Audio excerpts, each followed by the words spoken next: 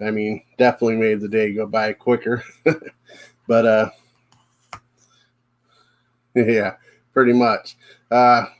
So what we are here for tonight, if you'll take a moment and click like, is to kind of learn a little bit about MUFON, which is a worldwide organization with many chapters. And tonight we have the Northwestern chapter, like Erie, Warren, and such of the group. So without further ado, I will welcome them aboard. Hello, guys. Hello, how are you? Oh, a little under the weather, but other than that, I'm doing good. Can you believe this heat? Yeah, it was like 95 here today or something like that. I don't know. I saw a robin taking a worm out of the ground with potholders. That's how hot it's here today. Yeah, I definitely could see that. If you'll take a moment to introduce yourselves while I grab a drink of water. Okay. Well, my name is Fred Lane, and I'm the state section director for MUFON and lead investigator and member of the STAR team. And this is my wife, Kathy, my partner. And Kath? Hello. I'm a retired elementary teacher and principal, and we've been in MUFON since 2017. And we've been investigating UFO sightings since that time. Oh, but she also was a scout for Major League Baseball. Okay. She never wants to mention that, but she was. Oh, you serious? Yes, yeah. I'm very serious. Paid her $35 a game. Modest on top of it, huh? Nice. Well, we might touch on that later. I never know. My live streams go a little bit of everywhere. Matt's welcoming you guys to the show. Others, if I might miss, feel free to answer anything that you see. Okay. So, well, thanks, Matt. We're glad to be here and hopefully share some information about MUFON in general and what we do as investigators. And I really appreciate you guys answering me and getting back hold of me and being here. We're looking forward to it. We might even hopefully we'll cover a couple of cases and tell you about them. And we'll also give your listeners a little bibliography of books that they can, if they're interested, can find and read and maybe understand a little bit more about what we deal with. A summer reading list, right? Yes. Comes from the teacher, you know. You think we'll get a pizza from Pizza Hut for that? Maybe. Book it. You remember that stuff? Book it. I do remember giving the kids that. Boy, they used to read to get those pizzas. Oh, I remember eating a few pizzas myself for that. So what got you guys interested in joining the group? Well, I started out in the 4th grade when at a Catholic school, when we had this little library in the back, all the classrooms did. You take a book out, and for some reason they had a book on UFOs there, and I read it, and I was just absolutely enthralled. So the next week I took it out again and again and again, and we got near the end of the year, and I took it home. I stole it. I don't know what the fine is on that now, but I'm sure I can't afford it. And that's how kind of I got into it. And then we had the sighting on the peninsula, which if you want, we'll go into that. But in 1966. In 1966, and I was a junior, so I was 16 years old, and I live right across from the peninsula on the Lighthouse Bluff, and I happened to just walk up there, and it was around 9:30 or so, and I saw this red dot like a M&M that you'd hold at arm's length over the peninsula, and then a few minutes later, a jet came over, and it got about halfway there, and this thing just went boop and was gone. And I was kind of hooked on it after that, but there wasn't much to read back then here in Erie, Pennsylvania. And at the time, we had 3 television stations. So, those kind of things, you go to the library, they really didn't have anything like that. And then, you just kind of let it go. And then through programs we were doing for some inner city kids, we met Robin Swope, who was big into UFOs and some of the mysterious things, and we had a chat. And he says, why don't you get down to the MUFON conference in Pittsburgh? And we said, okay. And we did. And we went down there, and I looked at Kath, and I said, well, we can do this better up in Erie. And that's basically how we kind of got started. And then we both joined MUFON and became investigators. And then we also worked on their experiencer team. Those are people who feel they've been abducted. Oh, okay. So you got quite the extensive knowledge within the group. Yeah. We've experienced a lot of it ourselves. Yeah, working with them and that. So Now you joined Kathleen because of your husband? because he did. Exactly. It was something we could do together. So and you know, there's definitely nice nights where you can be out and checking things out and such. we only live about 6 blocks from the lake. Oh, so nice. we are always down there just watching the skies. That way we'll know what's up there, and like the satellites that go over, we know that that's what it is. I've got apps on my phone that tell me that the space station's going over. A lot of times we'll get reports. Oh, we saw something moving this way at this time. I can check it, and we know that, yeah, it was the space station. So SpaceX, that's when we get a lot now. So you guys keep a pretty good close eye on satellites. We do. Yes. And what planets are out and all that. It's real easy to get fooled, especially at night. We had a case where a woman said this UFO followed her, and she went to, was it Walmart? And she went in, and the thing was still up in the sky. And of course, when we looked into it, it was the planet Venus. Oh. And you know, that's a very bright object in the sky. So you know, often it's reported as a UFO, and actually it's really not. I'll hear little trolling boats go by. It's like but oh yeah. But I said Venus gets mistaken a lot for UFO activity. Venus does, yes, yeah. Because it is so bright in the sky. It does get mistaken for some object. Because if you stare at even a planet or a star for a length of time, your eyes lose focus, and you can swear that it moved. And they say it was jumping around.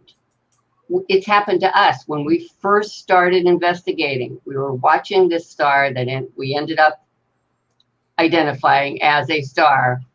We swore it went up and down. Sorry. Never fails, right? Hang on a second. I'm going to try and close You're the window. Good. I'll answer this real quick. So, Matt, if your company, Matt, would do something more for reading, we would probably mention them. He works for Domino's. Okay. That's why he's bringing that up about Pizza Hut. Okay. It said he was at work. I saw that. But you know what? The star that we got fooled by is called Capella. And it's actually 4 stars. There's 2 yellow stars like our sun, but one is 2.5 times bigger, the other one 3.5 times bigger, and they orbit each other. There's 2 other stars that are red dwarfs, and they orbit each other, and the 2 pairs orbit each other. So when you're looking at it, all of a sudden this thing is changing shape and light, right? You know, and we got fooled. I mean, we just got fooled. Of course, this was our first time, but we got fooled, and it's easy to do. It's easy to get fooled. Especially if you don't get to see it outside very much. You know, if you're in the city and such, you get all that ambient light that once you step outside of the city, you see so much more. Right. And down at the lake, there still is ambient light where we go, but not as much as right downtown by any means. Okay. Matt wanted to know about reading material. Okay. We do have 3 authors locally. Well, this one's not local, but we're good friends with them. Start with this one. Well, I'm going to start with this one. And this is a Diary of Secrets, UFO Conspiracies, the Mystery Death of Marilyn Monroe. Okay. And this book is by Nick Redfern from the Ancient Aliens show. And Nick is an incredible writer. He's very prolific. He's written books on UFOs and zombies and ghosts. All kinds of cryptids and stuff. And his books are easy reading. You know, some of these books that you read, every 3rd page, you got to run to the dictionary and find out what that word meant or this word meant. And that's not how he writes. He writes in an easy style, I would want to say. And also, Nick became very good. We became very good friends with Nick, and he is just one of the most wonderful people that are walking this planet. And we would recommend this book. And the other book we would recommend are The Martians. By him. The Martians by Nick. That's N-I-C-K? Redfern. R-E-D, N-I-C-K, yes. Redfern, R-E-D-F-E-R-N. Okay. And all of his books can be found on Amazon. Yep. You can order off of Amazon. Okay. Another one, and this gentleman is from Greensburg, Pennsylvania, Stan Gordon.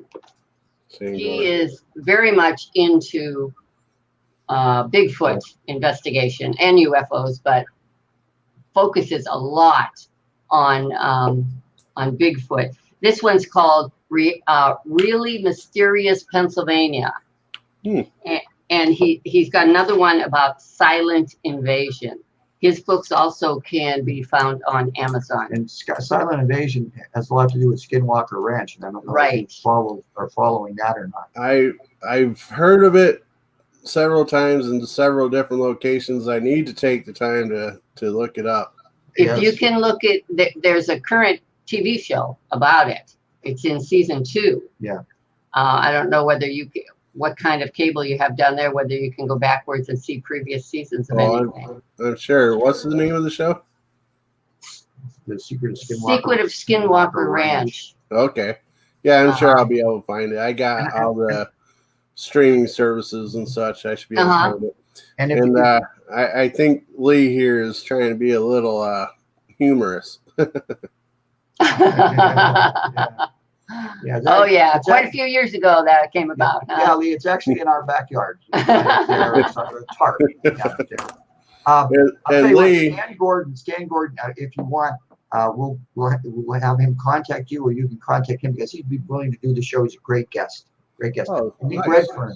Redfern, if you would like to talk to him some night, we'll try to get him.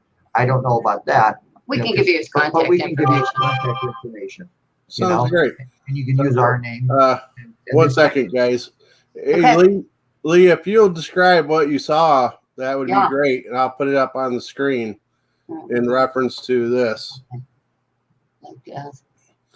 Describe what you saw and such and details, and we'll put it up. And this is Matt's. What equipment do you like to use, and what would you recommend for new investigators? We'll get on that in just a second. Okay. Forgive me for coughing and all that. Like I said, I've been fighting a cold for a couple days. Cough away. I don't try to drink as much water. Well, I try to drink water, but I try not to be constantly drinking on the show. But I suppose water is better than beer, right? Yeah, I guess. So, well, he's typing. There was one other author, if you want to hear quickly. Sure. Robin Swope, S-W-O-P-E. When he was in this one's about Erie. It's called Erie. Oh, nice. And it's got Tales of the Unexplained from Northwestern Pennsylvania. Okay. And so his name is Robin Swope, S-W-O-P-E. When he was in Erie, he was known as the paranormal pastor. Oh, really? He is a ordained minister. And he's another guy to be a very good guest. Is he alive still? Oh, yeah. Yep. Okay. All the authors still alive? Yes. Oh, yes. Yep. Yeah. I mean, we do have equipment to reach out to those that's passed on, but I don't think they're gonna jump on a show for anything, though.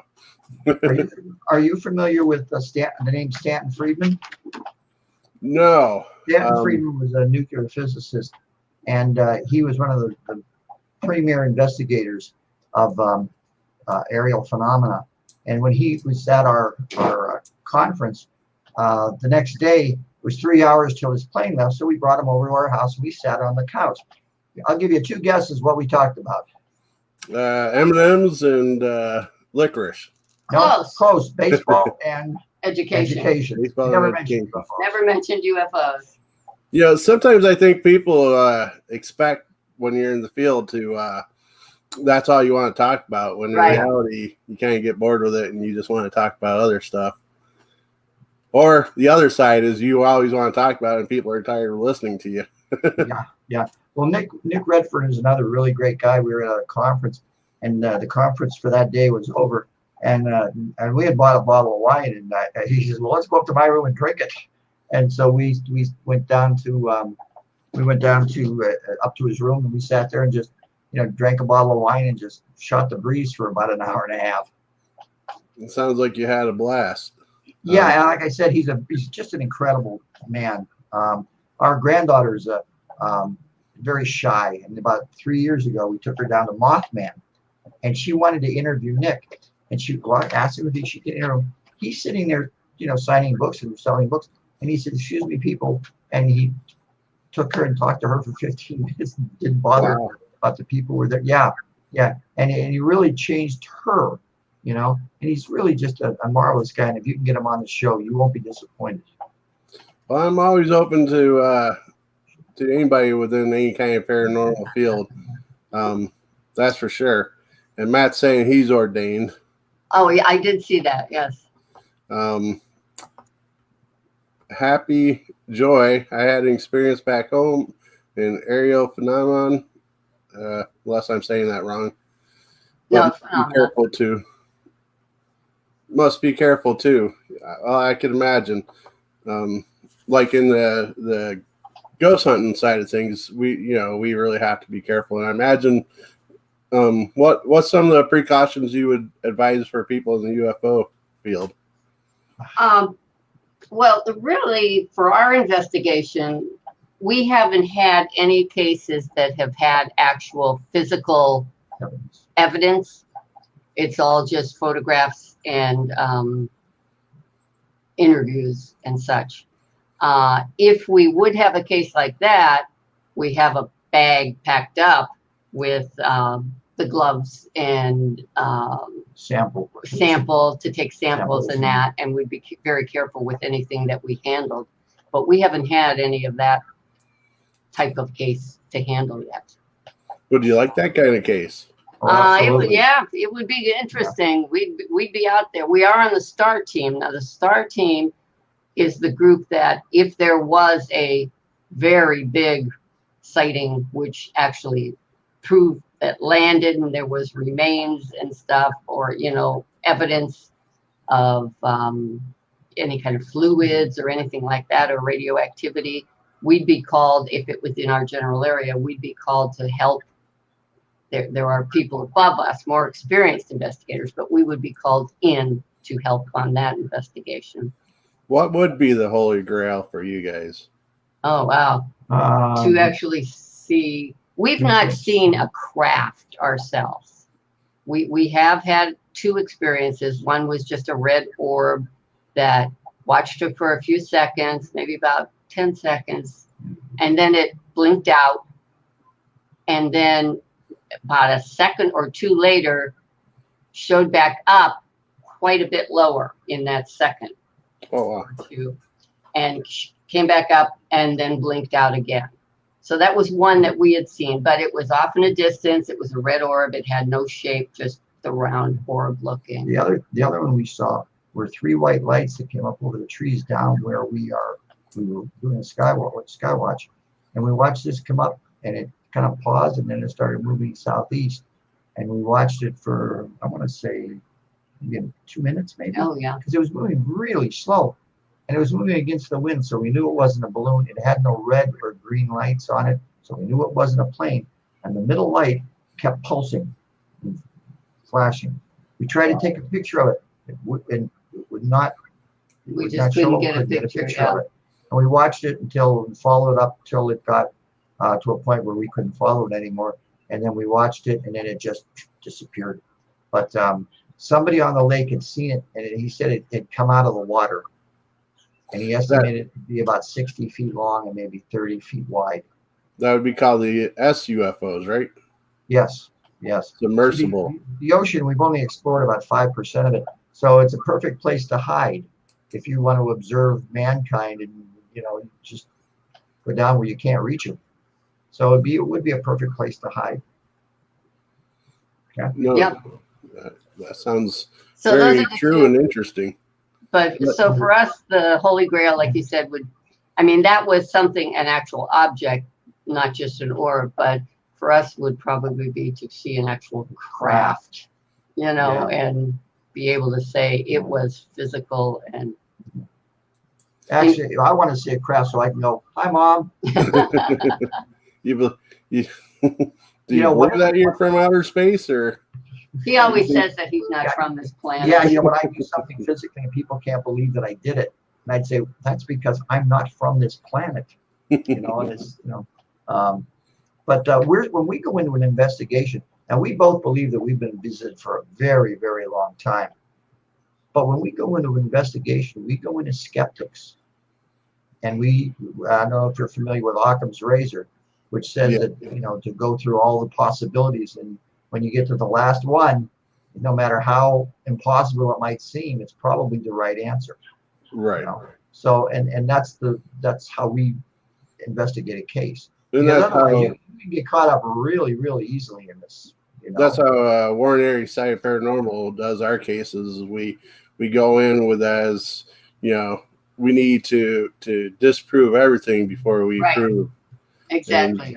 Eliminate all the possibilities, and what's left, like Fred said, what's left is what it is.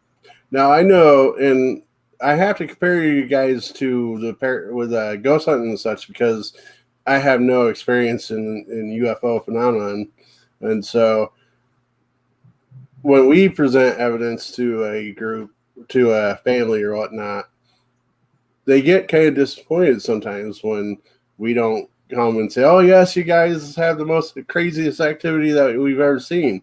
Yes. Do you guys find that stuff? Yes, Oh, yeah. they do. Yeah. We do get back to them and tell them what our finding was. We've got a variety of ways that we do categorize whatever was seen. And you're right. If it doesn't come back, if our category doesn't end up as being unidentified, and we say it was Venus or one of the other satellites, or it was probably an aircraft, they do get, "No, I know what I saw," and there's nothing we can do about it. We've had one recently, though, that was so excited. "Yeah, that's what I saw. Thank you. We really wondered what it was." And it was SpaceX satellites, the ones that are released by Elon Musk. Starlink. And he releases them like 60 at a time. Mm-hmm. And when they're in the lower atmosphere, they are very close together. When they get up into the upper atmosphere, that's when they spread out.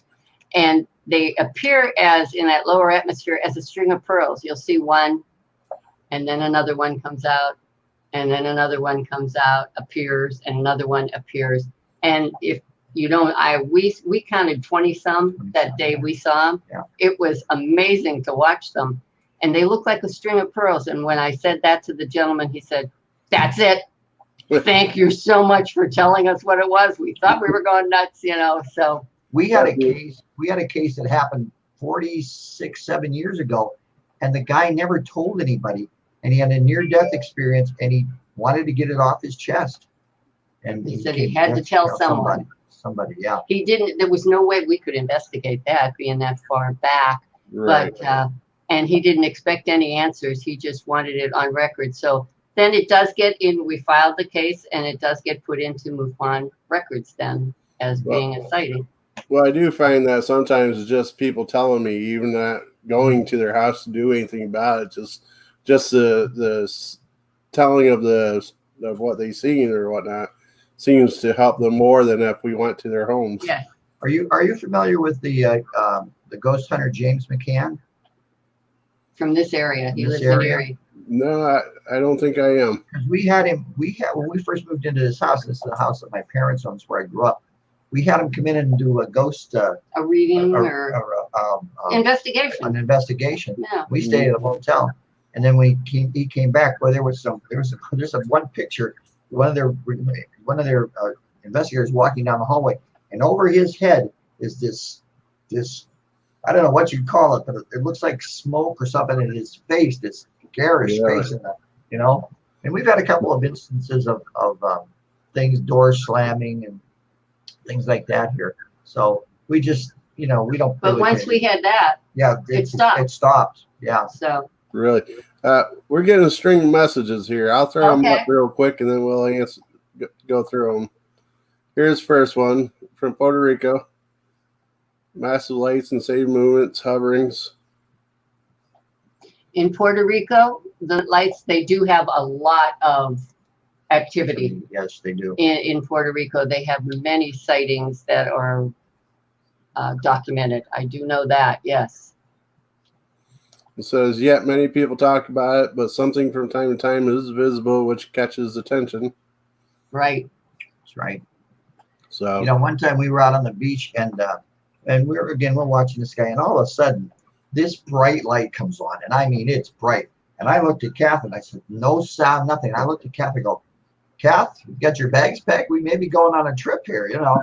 And it got brighter, and finally it turned just a bit, and when it did, that's when we could see the red and green lights on the wings and the wow. And it turned on its landing lights, is what it is. We were in a flight path for Erie International Airport. But coming straight on, all you saw was this bright light, and it came out of nowhere. Yeah. You couldn't see the plane. It was nighttime. You didn't see the plane. It was far enough Just away this that light we couldn't popped hear on. it. Yeah, we couldn't hear it yet, right? Military bases there. You get arrested for going to the area. What do you think? Seriously. We've been to the back gate of Area 51. No, I think he's talking about Puerto Rico. Puerto Rico. Oh, okay. In Puerto Rico. I assume that's where. Yeah, and I assume that's what she was, Happy Joy was saying. There are a lot of military bases. It could be, some of it could be experimental aircraft for the military. If they want you out, not on the base, it could be to that, or it could just be that they have sensitive information. And or even for your own safety too. Sometimes we get ourselves in danger and in a situation but it is possible that there's something experimental there. Yeah. So, which a lot of people think, you know, is happening in Area 51. You know, in the 60s and 70s and even the 80s, it was saucers, and then all of a sudden it became triangles.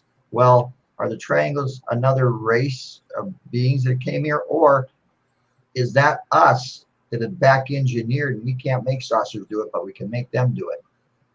You know, it gets crazy after a while, and you have to kind of step back and say, whoa, wait a minute, what are we saying about this? You know? Well, let's touch. We'll do this real quick. Matt's talking about your home investigation there with what's the name of the gentleman again? James McCann. James McCann. James McCann out of Erie. Yes. A vapor. It looked like a smoky mist. That's the only way I could describe it. He's talking about what was out over the investigator's shoulder, I'm assuming. I'm assuming so too. Yeah. So. Just kind of something there. Picture somewhere. Yeah, I don't know where. Yeah. We've got the picture. We've got the picture somewhere, but I'm not sure where it is. Area 51 is something else. Can't even. I'll bring that up for you guys. Yes, you guys make sense. Thank you. Area 51 is something else. You can't even speak with people there. You're welcome, Happy. Yeah, and feel free, even when this show isn't going on or whatever, it looks like you're messaging from Twitter. We are on Twitter, YouTube, and Facebook. Feel free to send a message or whatever, and if I cannot find an answer for you, I'll do my best to get you in contact with somebody that could. And Area 51, now that's a touchy situation there. I think at one point, out of my personal view, is there was some stuff there, but I believe now they use it like as a smoke screen setup. You know, everybody's got their eyes on Area 51. Yeah, there's another place called Dugway. Yeah, there's a second site. And they've seen trucks go in there, go down the road, and then just disappear, which makes them think that a lot of that base is underground. Mm. We've got a picture of the back gate of Area 51. Kath, tell them the story. We stopped at, you may have seen on TV sometime, the Little Alien.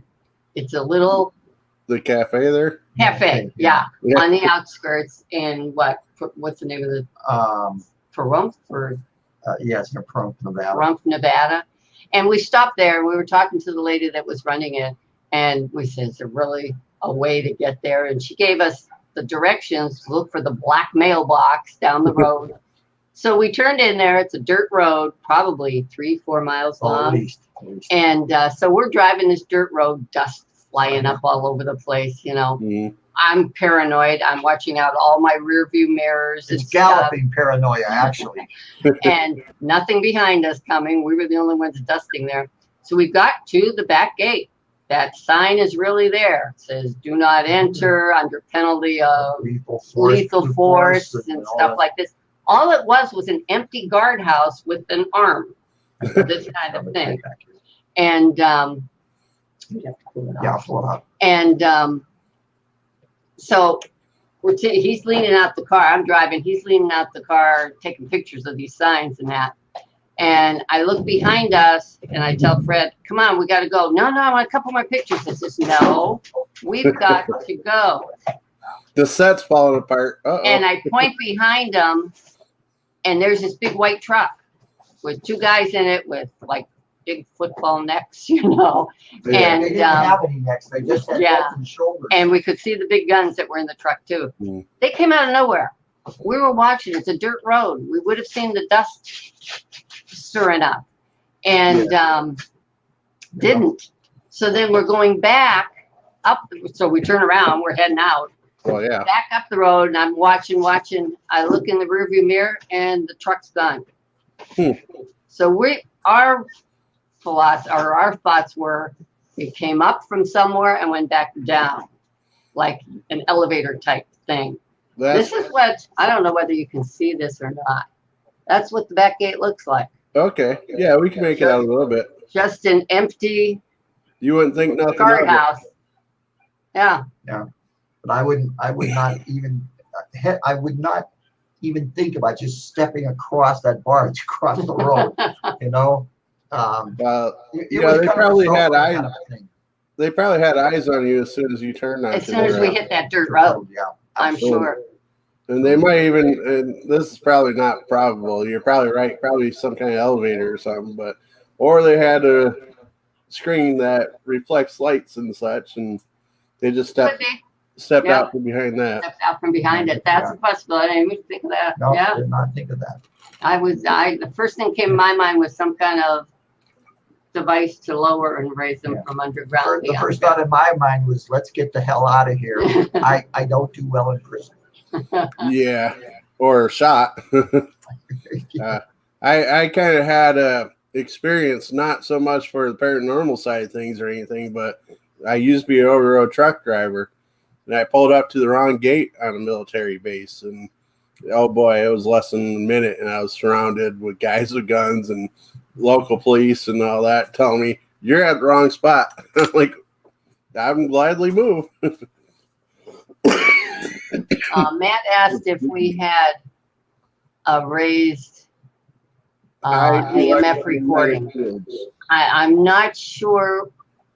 That was, I know. That was so many years ago. 11 years ago or something, 11, 12 years, and I can't remember whether he said that there was a raised EMF or not. And we don't use an EMF when he also then asked, speaking of EMF, right, notice high EMF during any sightings. We didn't have a way at the time when we had the sighting to measure that. Right. A lot of times just field work, right? Just field investment. Right. Right. And no problem, Happy. And that goes for anybody that's watching. Reach out to me and I'll do our best to get you connected with the right people if we don't have the answers for you.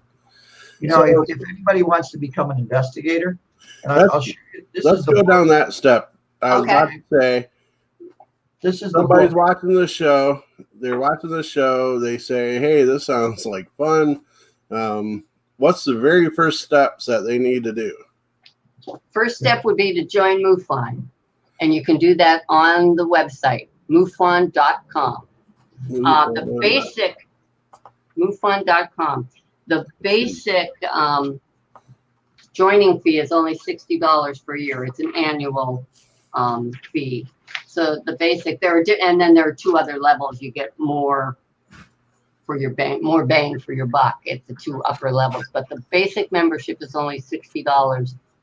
After you've joined and decide you really are into it and would like to become an investigator, first things to do to reach out to either your state director or even section director, and they can put you on the right path and tell you what's necessary. And what is necessary is you'd have to purchase, there's an online version or a hard copy version. I'm a hard copy person, so we ordered and got the book. It's, no, turn it sideways so you can see. There you go. So it's about 200 pages long. In different things, or everything you can think of is covered in there. You study the manual, and then you take 100-question multiple choice test. And now it's, when we had it, it was hard copy. That's how long ago it was. And now it's online. And you have to pass it with an 80%. And not, but it's open book. You can use the, but you'd have to have studied it first to even know where to look for the answers in the book. And believe it or not everybody passes it the first time. You can take it up to 3 times. And now what happens after the 3rd time? Then you can still try, but they make you wait 3 months to see whether you really are serious about it, restudy the book, and then you can try it again in 3 months. Okay. Now let's go to the price. Now, you mentioned a couple prices there. Now, I'd like to point out, because we had the conversation yesterday, the day before, and it might sound a little high to some people, but a lot of that money goes into the printing of the material. Right. Also, you guys do things like if you're hosting an event somewhere, some of the money goes towards the local towns or cities where you're at, right? Right. So it's not like it's lining the CEO of MUFON's pocket and they're having lots of dinner off you guys. In fact, I believe there are 3 paid staff. The director does get some sense, and I think there's 2 office staff. Nice. And that's it. And it is a nonprofit organization. Right. So like when we do our conferences up here in Erie, we always make it a charitable event, so we help a local charity. And so far we've raised about $12,000 in 4 events for charity. Wow, nice. Well, I will be first say, don't let this little bit of money hold you back for a lifetime of interesting fun. If there's something, if you're really interested in it, yes. Right, because I mean, we spend like $100 on coffee a month, right? If you go to Starbucks, you spend more than that. I'll tell you what, if this coffee isn't strong enough to wake up my relatives, I don't drink it. You need a spoon that sticks in it, right? Stands up straight in your cup. Yeah. So the spoon actually goes get off of me. Okay. So they go through the test. They pass the test. Right. And then they would, if say it was in the Erie area, if this person wanted to become an investigator, then the next case we would bring them in on it and guide them as to how the process gets. It's a lot of online paperwork.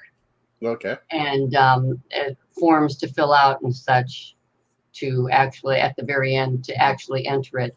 And they suggest cold calling the witness. We get the referral in an email. And I don't always like that. I like sending out an email first, making contact. But you're supposed to reach out to the person at least 3 times to try and get a response from them. Now, not everybody responds to us. A lot of people, like you had said before, just reporting it was good enough for them to get it out there and have it put into a record. Right. So if we don't hear from them, we can still categorize it if we're 100% sure of what it was after we still research it with the information they provided without a personal interview. And if we think we can actually categorize it as, say, being Venus, we can close it as a natural phenomena. So that it moves pretty quickly through the caseload. Yeah. So if there's not enough information, that's a category. It was reported, but not enough information was given to even research it well enough to figure out what it might have been. One thing that we did when we first started was where we are, the police come down and they patrol, and they'd see us out there, and we've got a telescope that we see the rings of Saturn. Okay, it's really cool. And they would come over and we'd always give them our card, and we'd talk to them, and then there's another place where they just kind of sit, and if they're sitting there, we go over there and say, "Hey, officer, everything okay? You working?" So we reached out to the police department because they're out there all the time. We're not. And of course, we guarantee anonymity. So if they do report something, it'll never appear that that they were an Erie police officer, and that, because people will tease you and give you all sorts of nonsense. But that's one of the things we did, and we also reached out to some of the firemen because again, they're out there, and a lot of investigators. Why did you do that? It's because we're only 2 people. And there's 160 of them. Right. And so we try to work smart rather than hard. Networking goes a long way. It sure does. It sure does. You'd be surprised how many times you could get details that you wouldn't have if you weren't networking. Right. I agree with that. Now, one of the questions. I just saw that, yeah. Have you ever investigated with a paranormal team or got called in by a paranormal team? We've never gotten called in. I did reach out to someone one time. We had a case because she didn't know where else to report it, I believe. She captured orbs on her Ring cam, her doorbell camera. Right. And they were very strange. She sent me the video of it, the feed from it, and it was very interesting. And I did pass it on to someone who had in Erie that has done some paranormal investigation. And she found it interesting, but she couldn't say what it was. And so, but I did reach out to someone that way because I couldn't tell what it was. They were wonderful little white orb or, smoky white orbs. And they moved in different directions. It happened twice. And some would float up this way and then out of the screen, out of view. And some of them would float up the other way and out of view. And they were strange, but very interesting. And she says it didn't creep her out or anything. She just found them very interesting. She wasn't afraid of them or anything. I can tell you something. I can tell you a story that'll creep you out. When we were doing the experiencer case, those are people who've been abducted.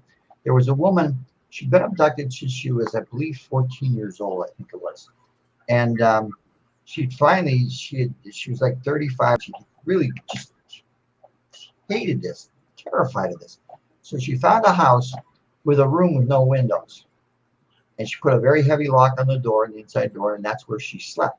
Wow. And things went along pretty well for about 2 weeks. And then one morning, she woke up on her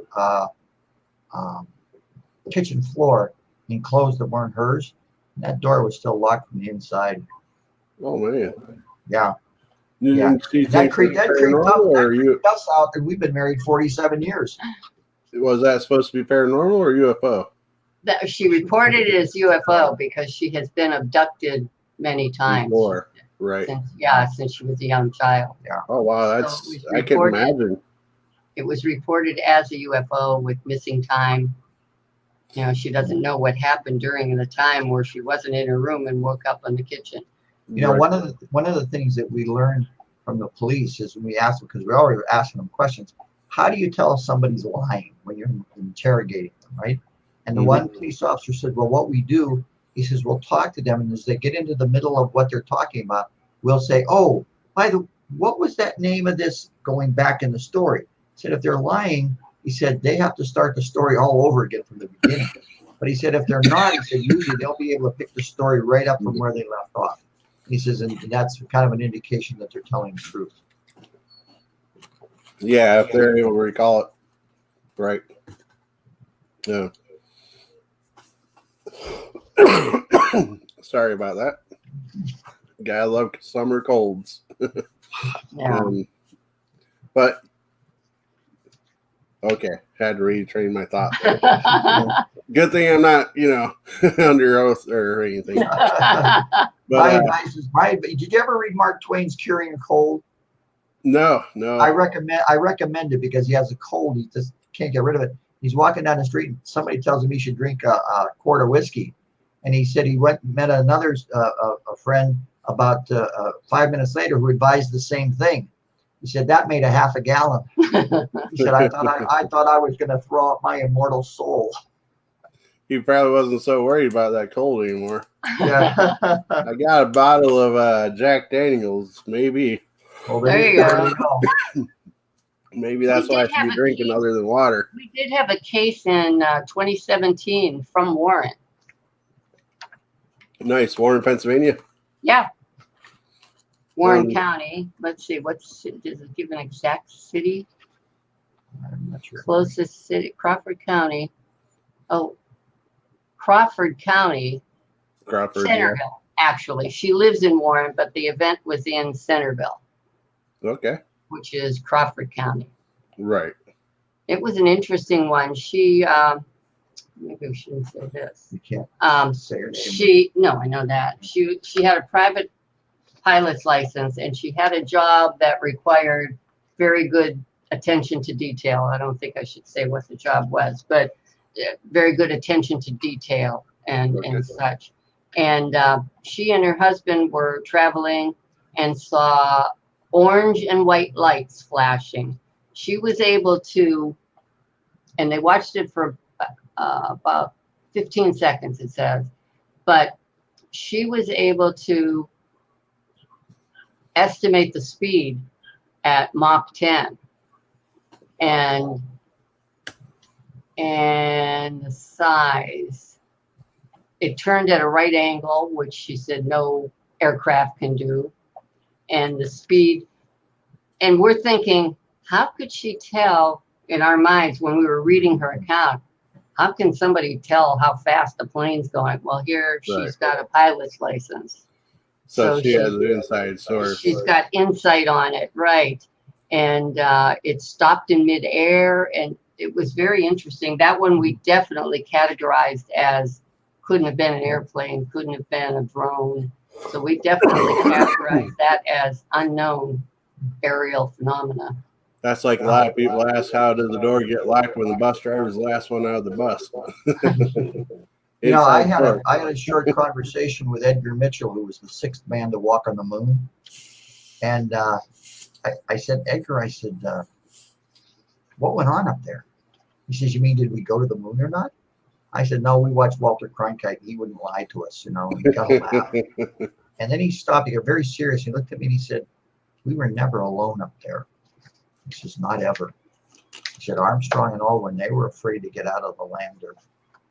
He said, the moon is such a very odd place. He said, the dark side, there's structures back there. We took pictures.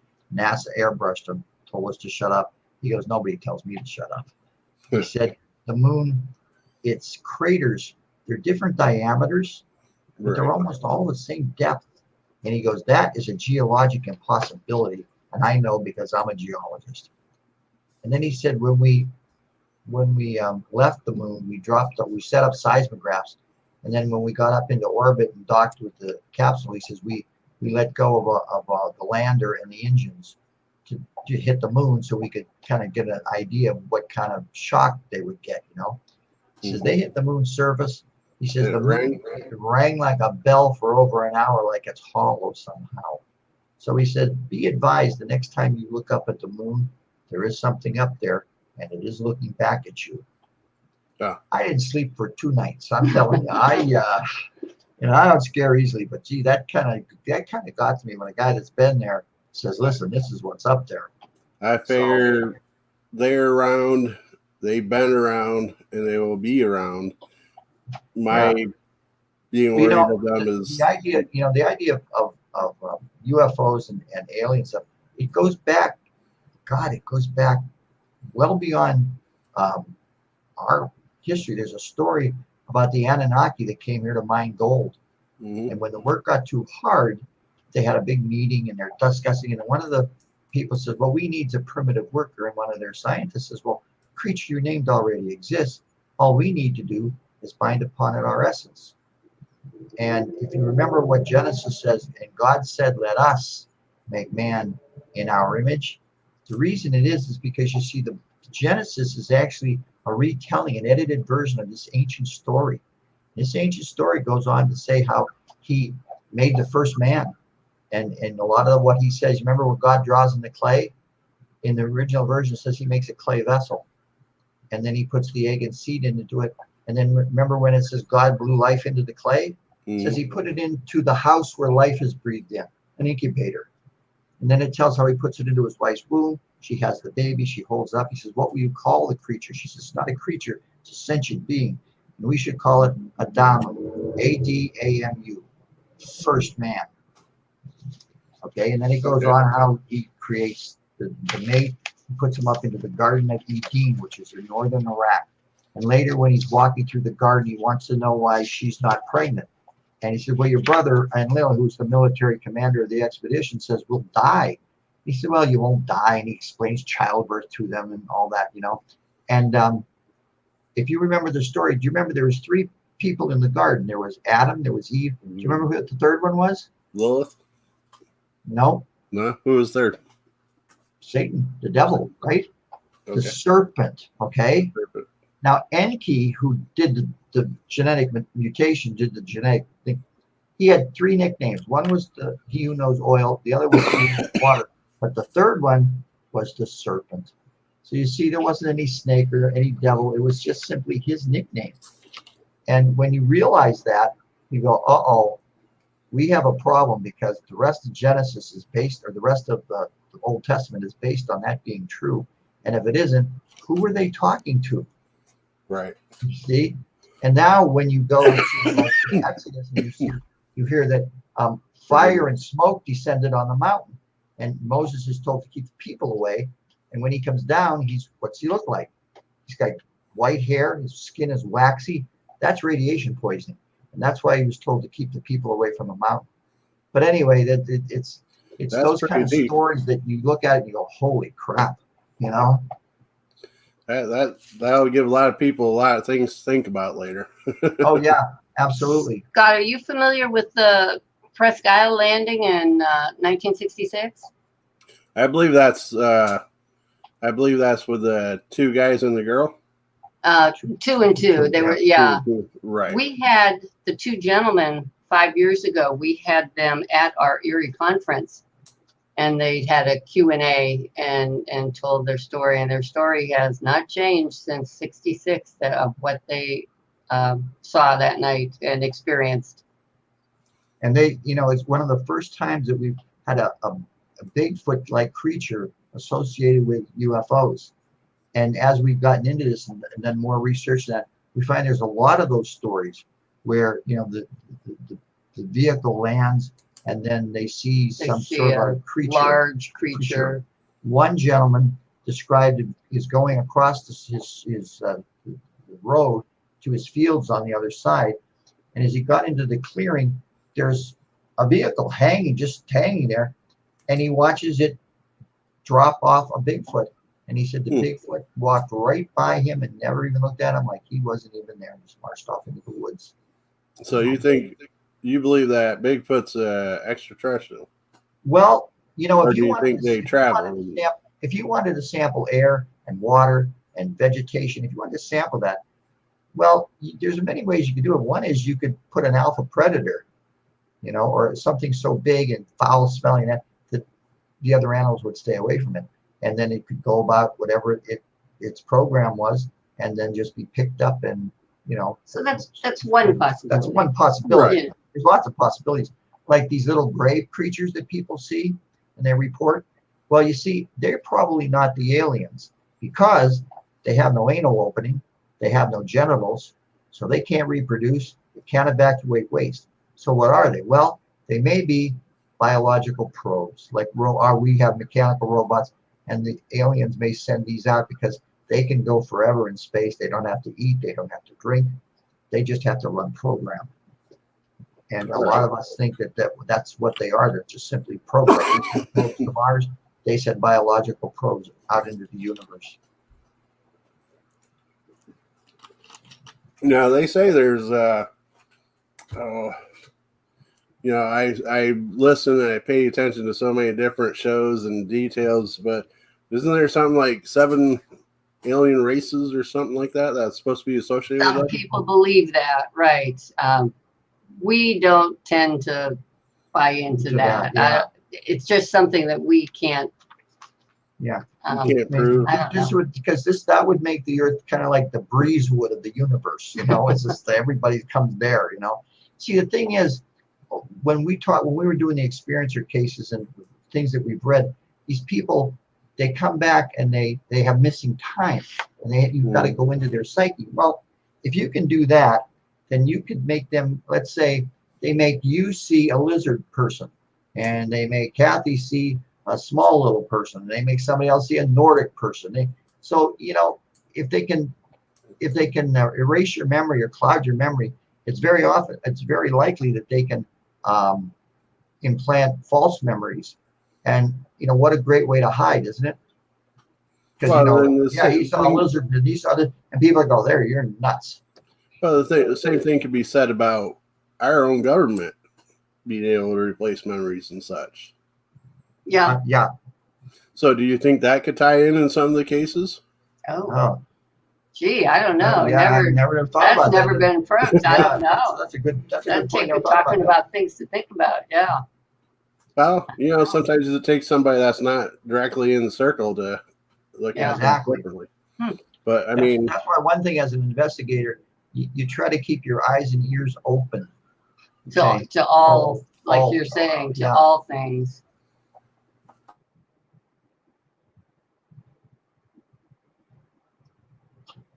Welcome back. I'll get over it. Thank you. But yeah, I've seen recently where they're talking about replacing memories and things like that. So I wonder if maybe 5% of the reported cases are somebody getting information from a suspect, and what better way to have a fancy gray? You know what I mean? Now, trust me, I believe that there's extraterrestrial life out there. I mean, there's so much space out there. Exactly. We have to be very arrogant to think we're the only human or the only living species. And you see, the thing is, that's one of the problems. We are arrogant. Mm-hmm. Okay. When you say flying saucers flying saucers, I don't know if you're familiar where that term came from, but Kenneth Arnold, he had this sighting in 1947 of these 9 objects, and they looked like chevrons. Okay. And he watched them, and as he's describing them to the reporters, he said, "Yeah, they look like a saucer skipping across the water." And one of the reporters picked that up and called them flying saucers, and that's where actually the term comes from. Oh wow, I never knew that. Hold on one second. Let me kind of pop over here a little bit. Okay. Pretty much, what's going on with this is a group of us that's been on mine and Matt's show. Next Friday, we'll be doing like a paranormal campfire telling tales on his show. Cool. So we'll be you can find him by Matt Barron, paranormal consultant, on Facebook, YouTube, and such. He does a very similar show to this one. That's why he's talked about to the drinking and such. And then of course he replies to the That's No Moon. Yeah, the moon, it's the only moon. There's 260 some moons in the solar system. It's the only moon that's exactly where it has to be to give us an eclipse. It's the only moon. A few miles either way, and that would not happen. And yet, now isn't there written history of where there was no moon and then it just appeared? Yeah, there's some ancient texts that describe the Earth before there was a moon in the sky. And it supposedly, to the translations, happened pretty quick. It wasn't like over generations of time the moon formed. It was a relatively quick process. Yes. Yeah. That's why some people believe that the moon was towed into place. That's right. I remember hearing something like that. And, the people we've talked to, and like I said, you have to be open to everything. And it's very possible that moon is there. Like Edgar said, there's something up there and it is watching you, So, and the fact that there's structures up there, that's another thing that, we probably should bring it back to the MUFON and things, though, because we could go some pretty deep lengths along that line. I've heard all kinds of stuff, and I could sit here for hours listening and talking about just that topic alone. Now, but let's bring it back to the immediate time frame. MUFON. Now, anybody there's chapters all over the world, right? Like Puerto Rico, there are. Guam, maybe, I don't know. All over, all the European countries, England, all of them have chapters of MUFON. It is an international organization. So they could definitely not have to say, oh, well, that's just for the fun folks in the States. Right. Yeah, no, the experiencer team we had when there were people from Germany. Yes. That one woman from Germany, she was on the experiencer team. And when we had our Zoom meetings, she would sign in with us and share information of people that she had worked with in Germany. Oh, nice. Yeah. Now, if people have some questions, they could get a hold of you through this email? Yes. Okay. Yep, that's my email. And if you have any questions after the show, feel free to contact me that way. Or even send an email now if you'd like. Yeah. If you have a question about MUFON, or if you have a case or something and you don't know how to report it, I'm sure they'll be happy to help you. Right, because you can report it right on the MUFON site. It says report a sighting. Right. It's one of the drop-down menus, right. And if you have any questions about something that you might have seen, feel free to drop it in the questions, and we'll see if we could come up with something for you. Though they have a little more extensive researching that they like to do when you guys receive information, right?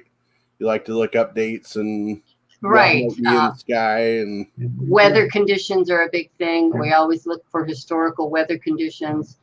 There's file Freedom of Information Acts with the airports. We've had to do that a couple of times. See with the airports, see whether there was anything out there on the given date, and weather, the air flights. There's a few different. I always check now the Starlink too. Websites to see when their last launches were, and see if they were possibly, because there's a map that you can call up that show you how many satellites there are circling the Earth. It's on that, like the whole picture is red. I can imagine. You say that, I look out the window towards the sky like I'm going to see it. Something's moving up there all the time.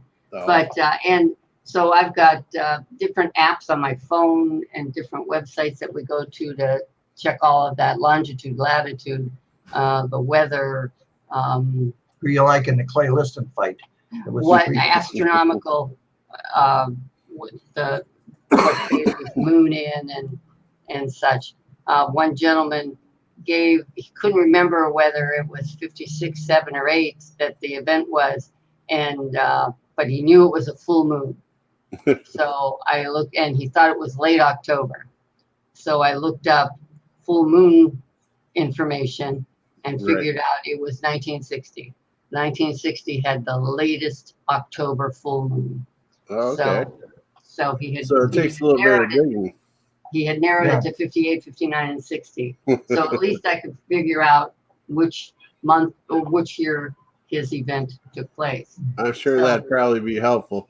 Now, I would probably think that if you have, if you're in the middle of a sighting, if you could keep your mind to yourself to some degree, soon as you're done with the sighting, to anybody that might be out there listening or watching, run in, grab a notebook, napkin, whatever, write down as much as possible right away. And if you can get any pictures, because sometimes they have attached pictures, and a couple of people have attached like drawings, like you're saying, to explain it. But yes, if you can, the sooner the better, when your memory is fresh, to jot down any notes and stuff before you even, and then if you choose not to report it, that's fine. But then, you know, some people wait for a while. And if you're waiting 2-3 weeks to report it, you might have forgotten. Or you might have added to the story. Yeah. That, you know, something you imagined happened. It didn't, you know. So writing it down as soon as, documenting it to yourself as soon as you can is a very good technique to use. You know, when Kathy and I investigate and we talk to these people, I always let Kathy do most of the talking to them, mainly because a woman is less intimidating. And I'll sit back and I'll listen. And every once in a while I'll interrupt and I'll take them back and ask them something that they said 5 minutes ago. Okay. Or I'm the one who asked the tough question, are you using any kind of drugs? Believe me, that's a tough question to ask. It really I know, we asked that ourselves. Yeah, you know. And, I'm almost embarrassed to ask that, but exactly. But I'm kind of a dick, so it doesn't matter. But you know, we work really well together as a team, and we've accomplished a lot, I think, in the short time that we've been doing this. Nice. Yeah, and you guys look like you're really happy that you're on this adventure. Yeah, it is. Doing your show is amazing. Now, this is new to us. We did a radio broadcast Thursday, and now your show today. But this is new to us. It just happens that both opportunities came up at the same time, and we're rains and pours. Yeah, right. But how was the radio interview? The radio interview went well. It was a local talk show, which normally only deals with business and political stuff locally. And Thursday, the 24th, was National UFO Day. And because it was what's his name? You just talked about him. With the flying saucer. Edgar Mitchell? No, the man who saw the Chevron flying saucer. Oh, yeah, Kenneth Arnold. That was the date that he saw it, was June 24th. So it's National UFO Day. And they decided, let's do something different for the show and we had that sighting on Presque Isle, so they went with that route.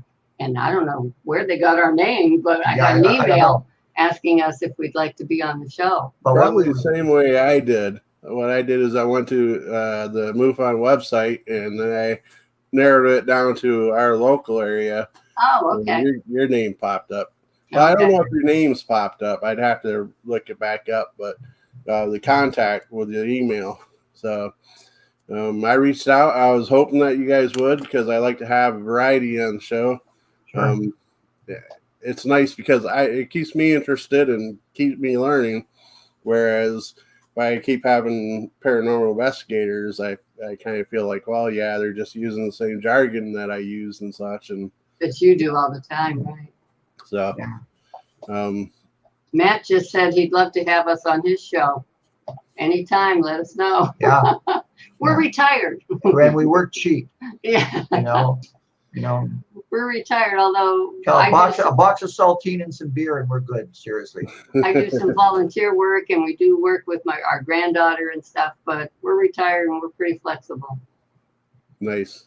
Now, how do you feel? Is the radio more comfortable or being on camera more comfortable?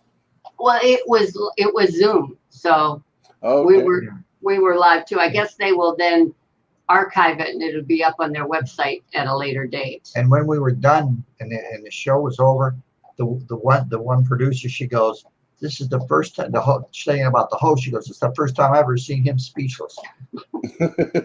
So that one went well, but cameras. I was a teacher for 34 years, so and I was public speaking. And I was a college hockey coach And so I have dealt with the news media, and I used to write a column for the newspaper. So I'm pretty familiar with that, and I'm pretty comfortable in front of cameras, or, Well, then you guys have a leg up on me. It still takes me about 10 minutes to kind of unwind and say, okay. Oh, okay. Really, I think you do a great job. Yeah. Really, I think We've enjoyed it. You've been a good leader or facilitator. Well, thank you. Facilitator. And I'm not trying to end this You're unless gonna have you to guys tell need me what to that end means later on. I'm not sure. But so if you guys aren't ready to jump off, and we got some more to talk about. Sure. Yeah. You got Okay. something.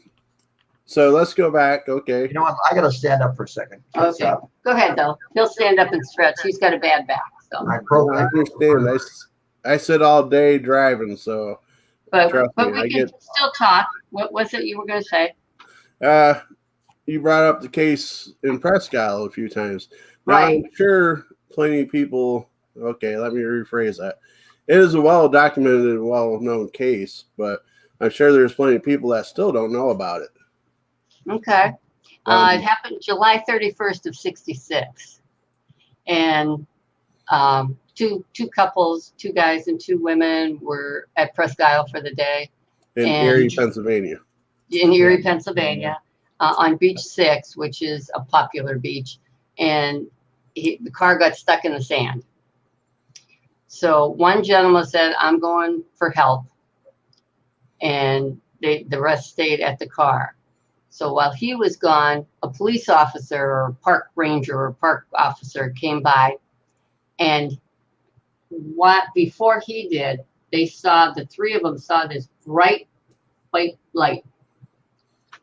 And they watched it land. About 500 to 700. 750 to 1,000. Yeah. No. About 500 feet to 700 yards away from them.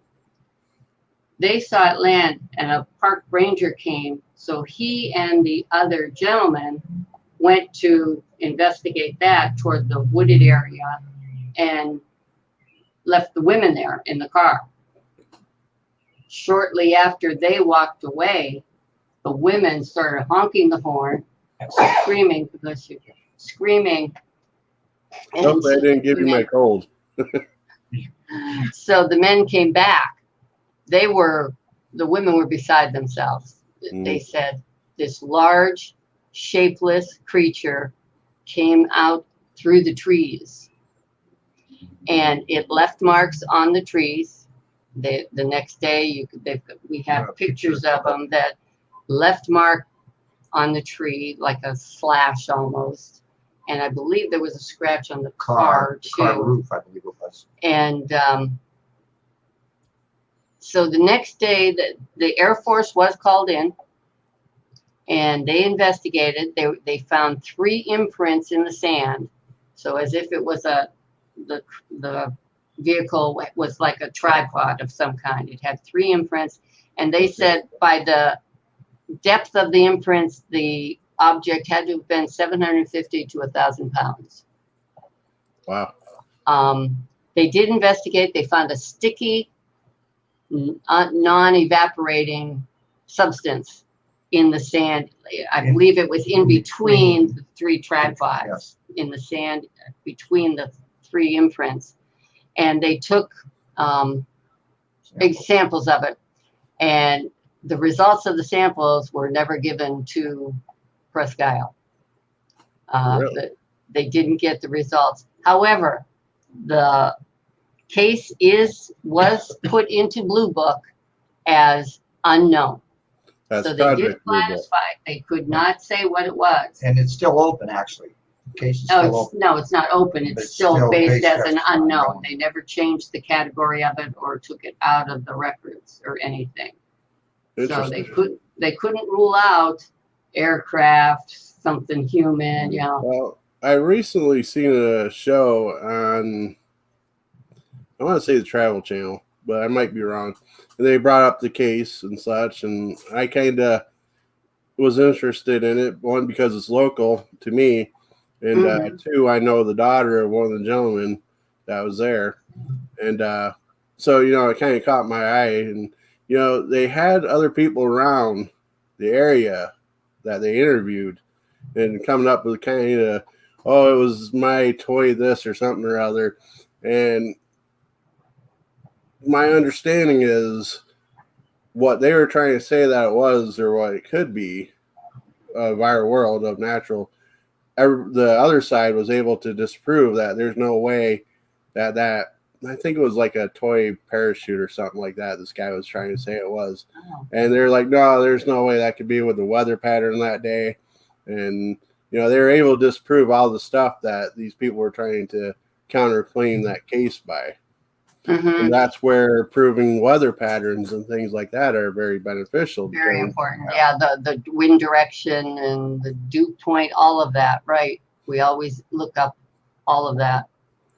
And that's where in the show they said, well, this is his claim, but we were able to show, and they showed a map of Presque Isle and where this guy supposedly was saying it was, and they said, well, we'll let him say what he has to say. You know, I'm paraphrasing, of course. Mm-hmm. We'll let him say what he's got to say, but this kind of would have us doubt his rationality behind it and such. So it's still considered, like you guys are saying, unknown. As an unknown, right? Blue Book did classify it as that. It's still on the records as that.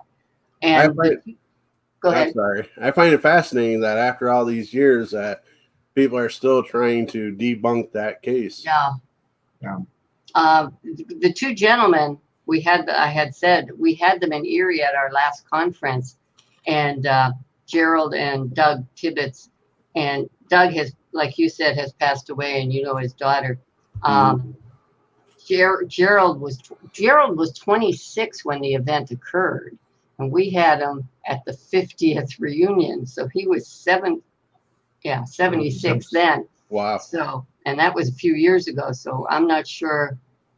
We're not sure whether he's still alive or not. But they came and they spoke and they did a Q&A and would take answers, and their story has not changed. Yeah. And after all those years, you would think that they'd either embellish or... Exactly. Right. Exactly and right. Their story has not changed. You'd be a good investigator. I would be? Yes. Yeah. Yes. Well, thank you. I figure it's... Save up your milk money. my Starbucks money. Yeah, there you go. There's a lot of similarities between the ghost hunting and as far as documentation and things like that. I can see where there's a lot of similarities. Yeah, there is. Do you guys ever just go out and just watch the sky and hope? Oh, absolutely. Always. We're only 6 blocks from the lake. And we go down to this it's a boat launch in a little beach.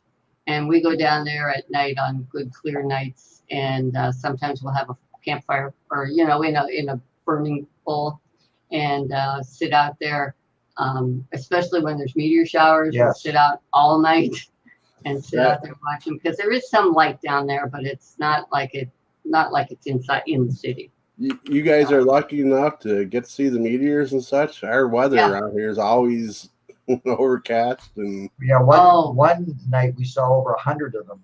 Yeah. But we were out there till dawn actually. Yeah, we stayed out all night. And then we had breakfast all over the grill on the beach. You know.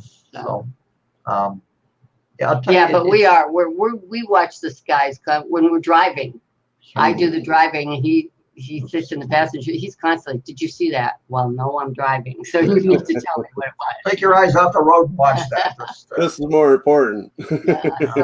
So no matter what we're doing, and actually almost every night that it is clear, before we go to bed, we go out front and see what's in the sky. See where the moon is or what planets are out and such. Wow. Yeah. When we saw the rings of Saturn here, 3 years ago, that was really awesome. You know? Yeah, I got a decent telescope, but nothing quite like that. Yeah.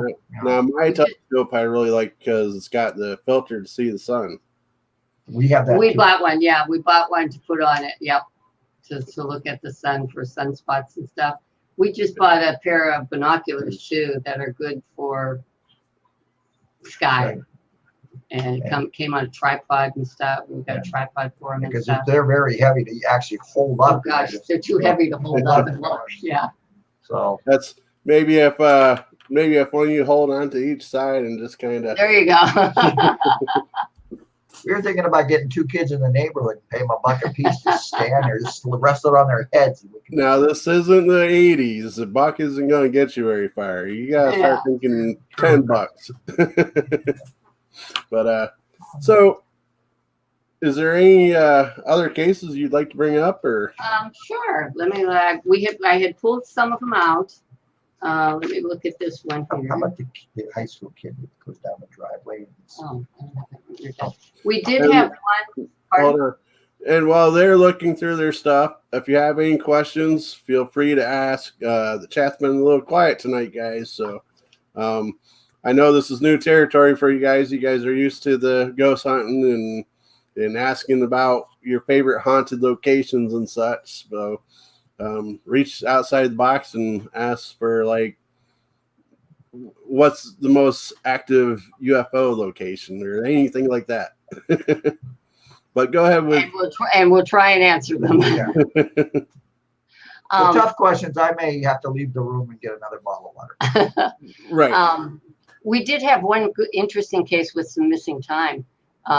It was in, I want to say, in Erie County, but it was like Titusville or somewhere like, you know. And just down the road from me. Okay. It was a young boy ready to graduate from high school. It was graduation night. He was ready, and they lived obviously farther out in the country, not downtown.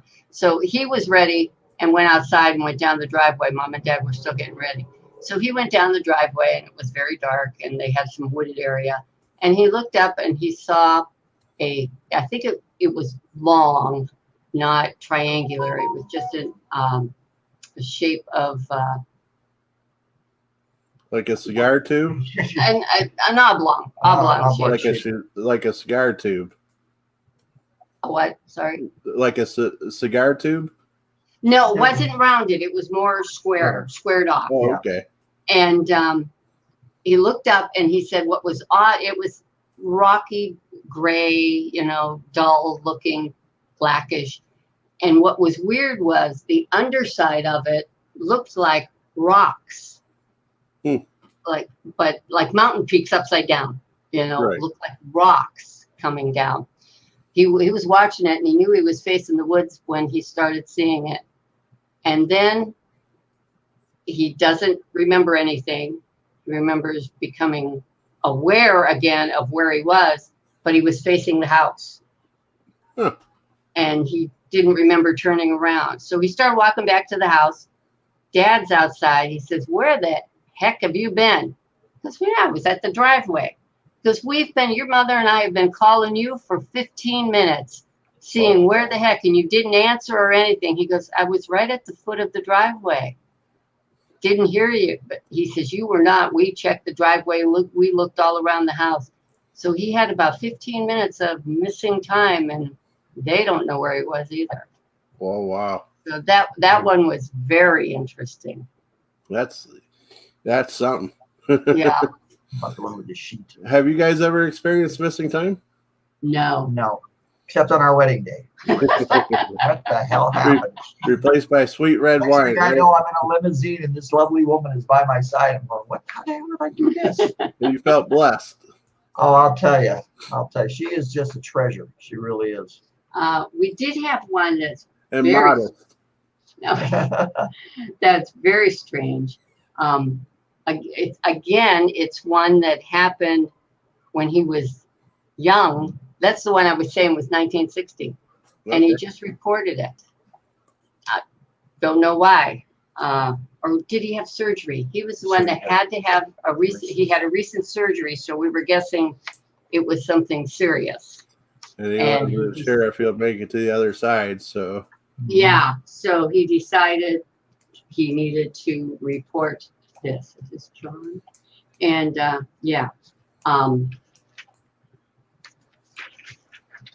so he was a youngster, and he was out in a wooded area with Dad and one of Dad's friends. They were hunting.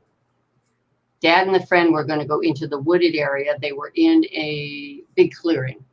And he was very specific. He said the clearing was about 300 yards by 150 yards. So it was a decent sized clearing, you know. Sounds it.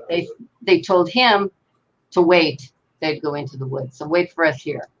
So he did. And he heard a noise, sounded like rustling of leaves. So he turned around and he saw, let me tell you how he described it. Hold on. He heard the noise. He described the noise as the rustling of leaves. And then he saw an object that he described as a clear billboard.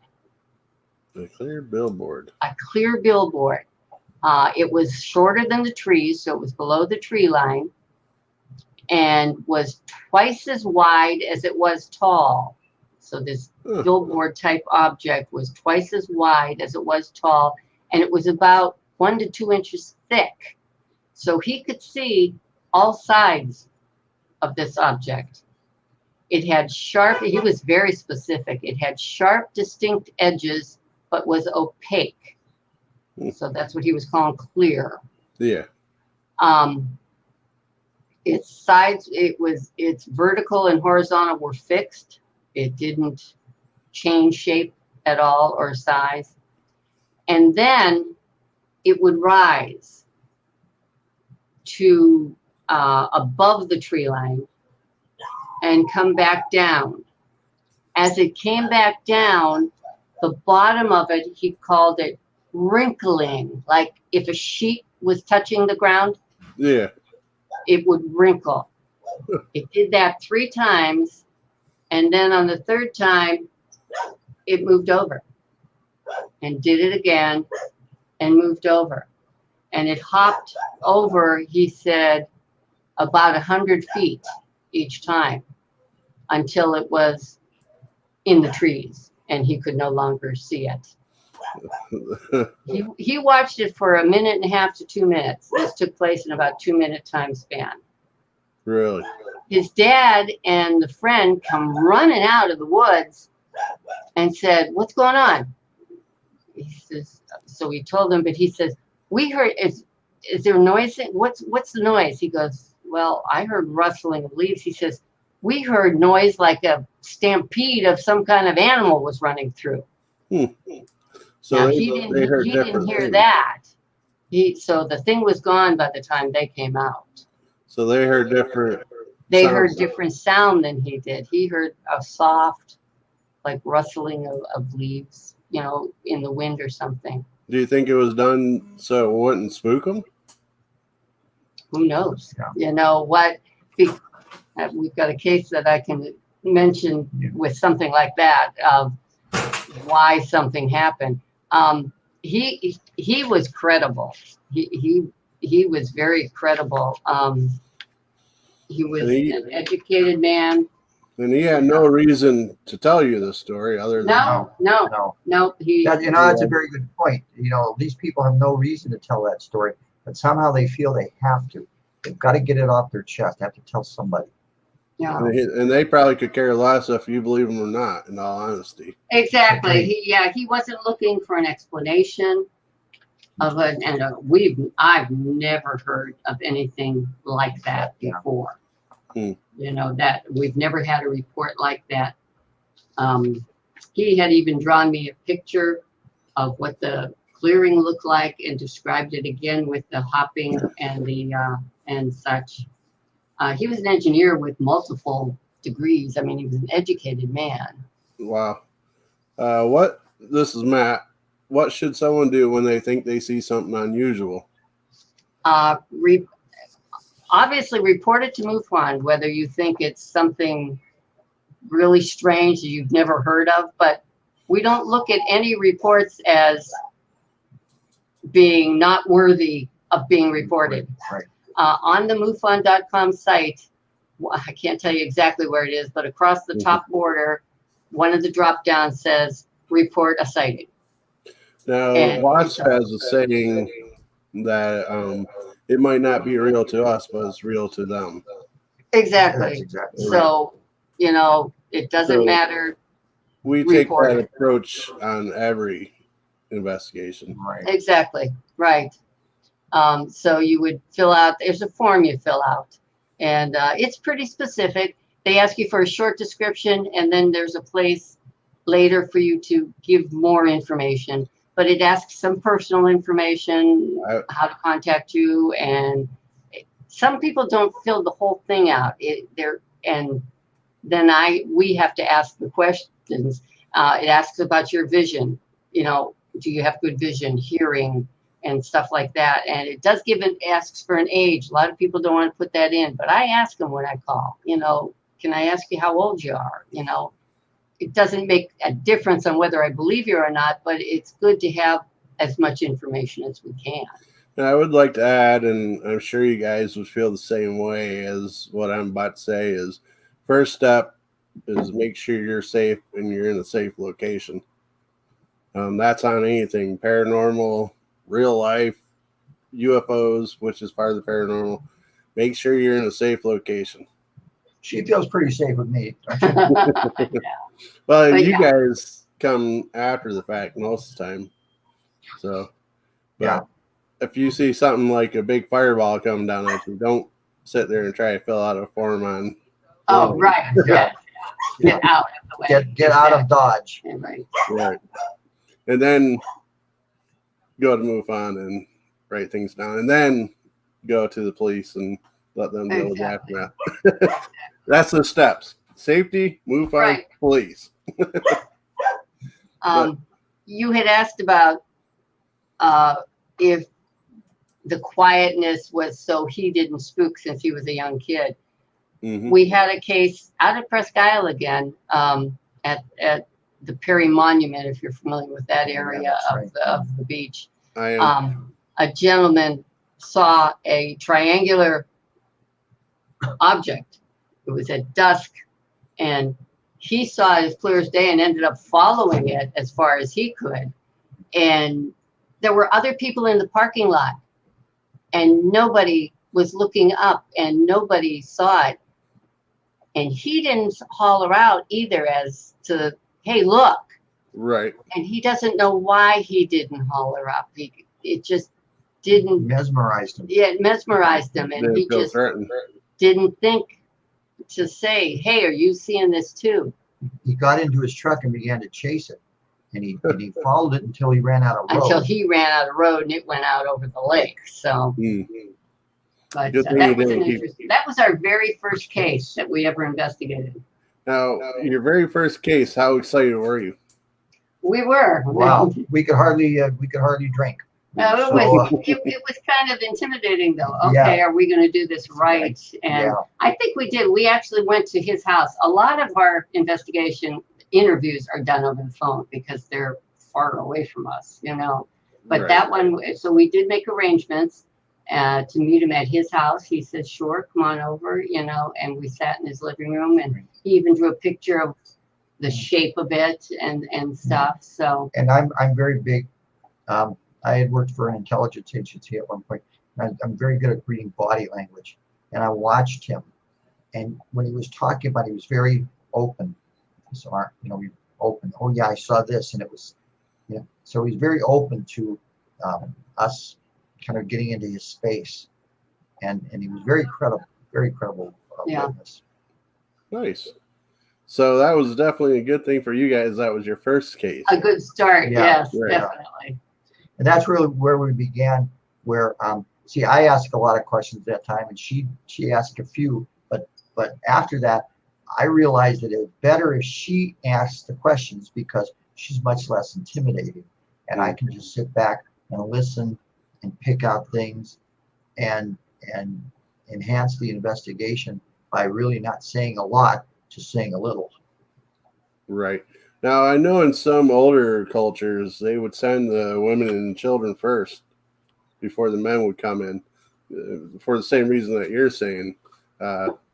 They're able to bridge a lot more gaps than guys coming in because they're not as defensive. That's for sure. Right. No, I know. They don't see women as a threat. Or not one that they can't handle, which is a mistake because I believe that when needed be, women can be quite fierce. You wouldn't want to mess with our daughter. No. My daughter played Division I college hockey, and after she was done, she was playing on a men's team. And when the guys on the other team before they went on the ice were just busting her chops, so they went on the ice. They're playing. This guy hooks her. She got up and she dropped him with one punch, knocked him cold out. Boom. Then she scored, and then she scored 8 goals in the first period. You guys are like, yeah. They didn't choose her anymore. They were just adding fuel to the fire, is all. Yeah. Oh man. Yeah, never piss off our daughter ever. So, yeah, I can understand that. Yeah, I'm sorry, I lost train of thought where I was going there for a second. So, yeah, wow. You know, I had a stroke. It's that cold. I had a stroke 6 years ago, and so it took out the whole left side of my body. And I find the same thing. I'll sit there and I'll know what I'm going to ask, and I'll sit there and all of a sudden I'll go, "What the hell was I going to ask?" You know. Well, I don't believe I'm stroking out, and I'm sorry that you had that happen to you. Oh no, I had a great time. Seriously, I know it's off topic. I convinced this third shift that the second floor was haunted. That's what So the most attention you've gotten in a while, huh? But yeah, I remember our first time on a case was a local case, and just we were like triple checking our bags and buying brand new batteries and going all excited, ready to go. Yeah. Now we were that way with our first case. We were very excited about it and doing an interview, and it gives a real adrenaline boost, doesn't it? Oh, definitely. Now, do you guys have like a bag ready to go, or? Yes. We do, but I don't know that we'll use it too much, but we do. Yeah, we've got the baggies and the containers to take samples and the safety.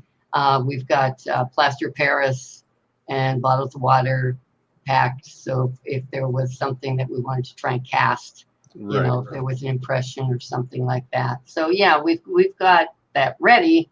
We've not had to use it, but no. Now, what about the stuff that you first thought you wanted and had when you first started going, where you would look back at now and be like, oh, don't really want that. That's really not going to be all that useful. Have you found any stuff like that, or? I don't think so. No, I don't. If anything, we probably added stuff that we felt we left out. Yeah. We needed more. We thought we needed more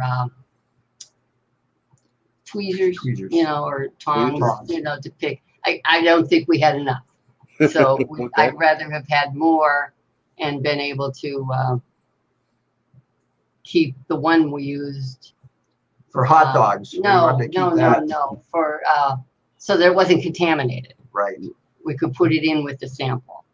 And we always took alcohol with us too, that we could sterilize stuff before we, touched anything.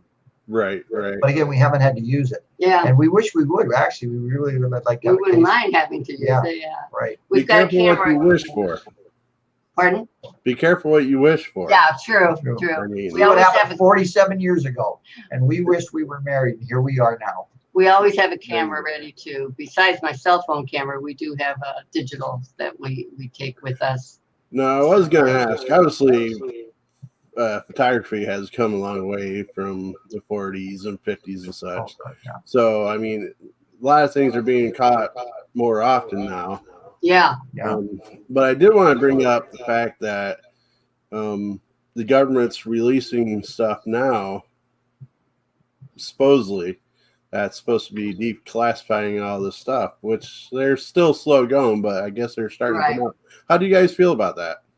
Well, I haven't read the whole report. I've seen those snippets. One of them says that they know that it isn't ours, it isn't Russian, it isn't the Chinese. And then they said, but we don't think it's from outer space. Really? Where the hell do you think it's from? I mean, it's going 9,000 miles an hour, and that's the truth. Hector Elizondo, the guy who released 3 of those videos, he might be coming from Switzerland. I mean, yeah, nobody pays attention to them. But he was the head of the ATIP program, and the aerial threat program, and he said that's only the tip of the iceberg. He said there's videos of these things 50 feet away from the cockpit of a jet. He said, and he says, we've clocked some of these things. They're going 9,000 miles an hour. Some of them even faster. He goes, they're not ours, and they're not from this planet, you know. And and we wonder when they're going to finally say, yeah, we've had contact. We've, you know, but it's dangerous. I mean, first of all, can you imagine the impact on religion? Imagine all of a sudden, you know, and they say, yeah, they've been coming here for thousands of years. Now they have a problem. A guy by the name of Bloomrich, he worked for NASA. He was an engineer, and he decided he was going to build what Ezekiel saw and prove that this was a religious thing. Well, he built it, and he got a patent on it. It would fly. Whoa. And unknown to him, an Austrian engineer, and I forget his name right off the top of my head, he built what Ezekiel was told to build in the second book of Ezekiel. So he built that. The two of them got together with their models, and the flying ship fit perfectly into what Ezekiel was told to build. He was told to build basically a landing platform. Wow. You know, and that changed his mind about, now, you know, he realized this wasn't God. This was something entirely different. You know, so you read stories like that and you go, whoa. But there's a guy, again, you know, a NASA engineer, and he found out this thing it's a vehicle. That's what he saw. Now, Stan Gordon has a different viewpoint on it. Yes. It's not in there, but his website is stangordon.info. And his view .info, yeah, I've never had that before, but his is .info. And he was saying about this new report that's come out.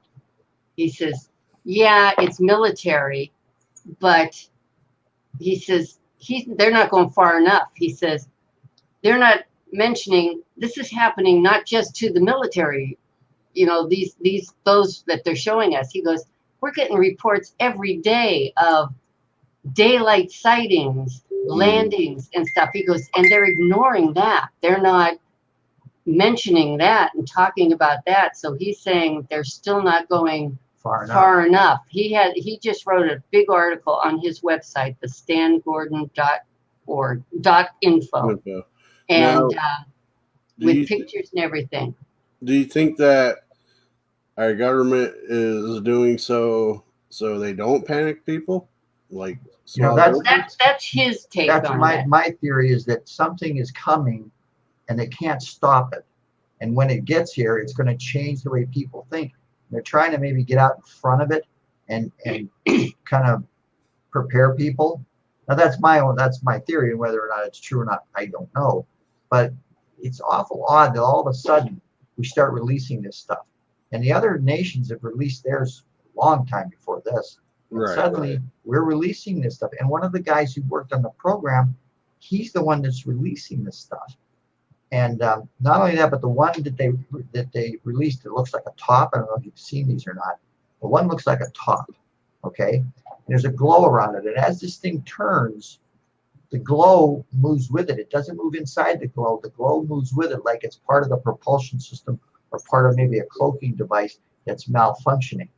And there's a guy by the name of Bob Lazar, Lazar, who back in the 70s or the 80s said that he'd worked at S4 and that he had seen these saucers. They had 9 of them. And one of them, he said, looked like a top. Okay? And he said he watched it raise up and there was a glow around it and it turned. And that's exactly what this plane saw. Exactly what they saw. And the government did everything they could. Credit Lazar. He never worked here. He didn't go to these schools in there. And then somebody found a phone book with his name in it. And then the government had to backtrack. Well, he wasn't that important, yada. You know, and the government just keeps lying and lying and lying. Why? Why are they lying? Why don't they just tell us? Well, now this is out there and people are starting to ask questions. Oh, yeah, it's not them. It's not them. It's not them. but it's not from outer space. Again, where is it from then? Who has the technology to do that? You look at these things, there's no wings, there's no airfoils. They shouldn't be able to fly, but they do. And they fly very, very fast. You got to keep in mind they have equipment and things in vehicles and such that they don't show us. They're like 50. Everything they release, they've had 50 years prior. Probably, yeah. So, I mean, look at CERN. That's supposed to be quite the computer system. The Hadron Collider, you mean? Yeah, that's probably what I'm thinking of. Yeah. And so they're talking about opening up other portals and such. Yeah, they need to be real careful doing that. Yeah, I mean, if nothing, it could really mess up our whole thing. Oh, Matt, bringing out the Black Knight satellite. Have you guys heard of that? Yes, I have. I've seen pictures of it. That's an interesting. I can't tell you what it might be. I don't know. Is it that thing? Yeah, that they Okay. yeah. And I've seen pictures Hold of it. on a second. I find that quite entertaining. Couples that's been together for a while say 2 or 3 words and know exactly what the other one is. Yeah, that's it. I'll tell you what's really weird. I'll sit there and go, Kath, pepperoni balls. She goes, I was just thinking about that. I can't tell you how many times that happens. Me and my significant other, we do things like that, and she's like, "Oh my God, I'm thinking like you." No, that's it. We wish we could read the blackjack dealer the same at the casino. You know what I'm saying? I guess you gotta get a little closer for a few years to do that. Yeah, But, I'm certainly not going to marry him. That's for sure. Back to the Black Knight satellite. Yes. Like I said, I've seen pictures of it. They say, NASA says, "Oh, it's just debris and it's this and that." I don't know. I mean, I've seen reports on this thing that it doesn't move, that it's in a place that you have to be in the right angle to see the thing. I just be honest with you, I just don't have an answer for that. And didn't Pepsi do a commercial with it or something at one point? I don't know. I don't know. I didn't see that. I couldn't say one way or another. For the Super Bowl? Right. Dan says, sorry he's late to the show. Yeah, only an hour and 49 minutes late, but that's okay. Who's counting, right? Dan Cartwright, shouldn't you be on the Ponderosa? I'm just saying. I don't know if he's old enough to understand that. Probably not. That's right. I forgot we're ancient. Yeah. Speaking of ancient. No cake or ale. Meanwhile, back on the farm. But he's up in Dan. No, you're the Wisconsin group, aren't you, Dan? I got so many different groups. I gotta think who's who, where's where. But cold medicine kind of makes you a little spacey. Where the government is. Matt says, theory. I've heard it's a government test satellite from crash sites that is testing alien technology for defense purposes. That it's possible. It's very possible. Like I said, Bob Lazar said they had 9 of these things, and if they got them, in the early 70s, 60s, 70s, they've had a lot of time to play with them and take them apart. It's funny that how quickly our technology skyrocketed after the Roswell incident in 1947. Incredible, Right. And there's a book out there called The Day After Roswell by Philip J. Corso. Okay, and he was with the military, and he says he's the guy that took the stuff from Roswell and began to dole it out to different companies. He says, and that's where we got night vision and got a couple of the other things. I forget a couple of the other things that he said. But he took them to like Rockwell, and then he told them that they have to create a believable. Oh God, what's the word he used? Test that they had developed this themselves. and they had to have that information faked, in case anybody started to look at it. But he said that's where he said a lot of this technology we have, and we did have a really big boost in technology over those years. I mean, look where we went to when it comes to our present technology. I mean, we're just going like leaps and bounds ahead. Is that a result of some alien technology that we back engineered? I don't think so, but I don't know, and nobody knows, and I don't think we ever will until they end up like Independence Day showing up in the sky and say, well, here we are. And he says they almost named him Ben. Oh, he said he's old enough and has seen the show. Oh, okay. Oh, okay. Okay. And Matt, Ben. I could be I witty sometimes. I had a brother, he was a half-wit. Yeah. That's an old joke, but I thought you might get that. Well enough, he wasn't a dimwit. Have you ever heard the Men in I'll Black? pull that up. Have ever hear the Men in Black theory? Basically, aliens are here among us, living in plain sight, being monitored and controlled by the government, living area, jobs, etc. Yeah, we've heard a lot of those stories, and again, Nick Redfern has a book out that talks all about the Men in Black, and then he put a second one out about women in black. Women in Black. Yeah. Equal opportunities, huh? Pardon? Equal opportunities, huh? Yes, right. That's your website. Now, you said he mentioned something about zombies in one of his books?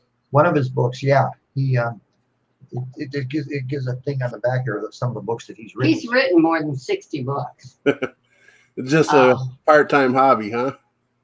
Yeah, that's his job. He drives a forklift. He has a job besides the writing. And one of the things he does is he said, I always have a job as long as I can drive a forklift. That's so Loch Ness Monster, Bigfoot, Zombies, Hollywood Scandal books. He's Me and written my about co-founder goes back and forth about zombies. But I do zombie bar crawls and what I hate about being a zombie? Oh, the goddamn walking. Jesus. Yeah, you never see him drive, do you? No, you don't. And that kind of, I said, Ben, I don't want to be a zombie. I don't like to walk that much. That's why I like doing zombie bar crawls. Let us give you Nick's contact information. Oh, well, his website. He can be contacted. He's got a blog. So it's kind of long, though. It's http://